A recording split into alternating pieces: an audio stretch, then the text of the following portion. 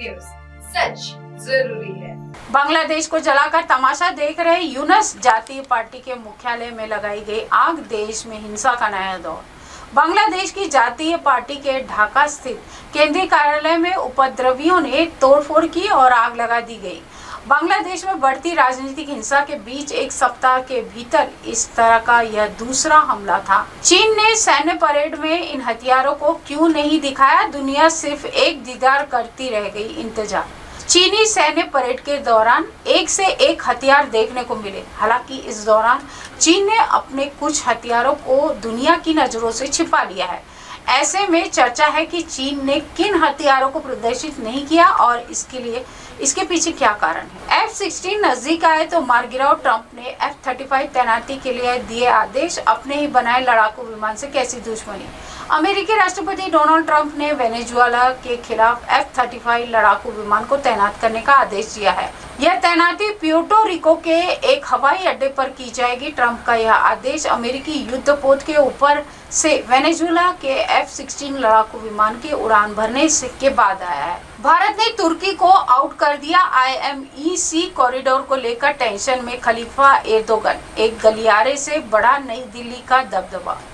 IMEC corridor का उद्देश्य मध्य पूर्व के माध्यम से भारतीय बाजारों को यूरोप से जोड़ने वाली एक आधुनिक लॉजिस्टिक चेन बनाना है। इस गलियारे को लेकर तुर्की परेशान है। राष्ट्रपति एर्दोगन तो इसकी आलोचना कर चुके हैं। ब्रह्मोस से तबाह रहीम यार खान एयरबेस की मरम्मत में पाकिस्तान के छूटे पसीने।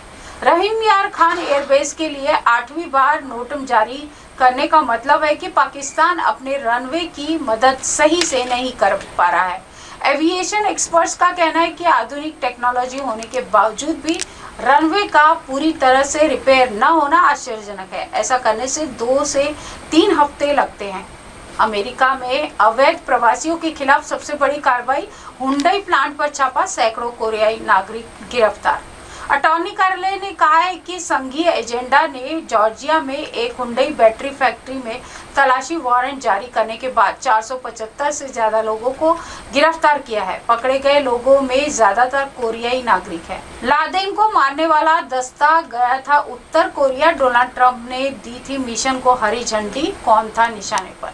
अमेरिकी फोर्स के विशेष दस्ते ने साल 2011 में अलकायदा प्रमुख ओसामा बिन लादेन को पाकिस्तान में घुसकर मार दिया था। ऑपरेशन चलाते हुए ओसामा बिन लादेन तक पहुंच गया था और उसको खत्म किया गया था। लादेन को खत्म करने वाली टीम के बारे में अब चौंकाने वाला दावा सामने आया है।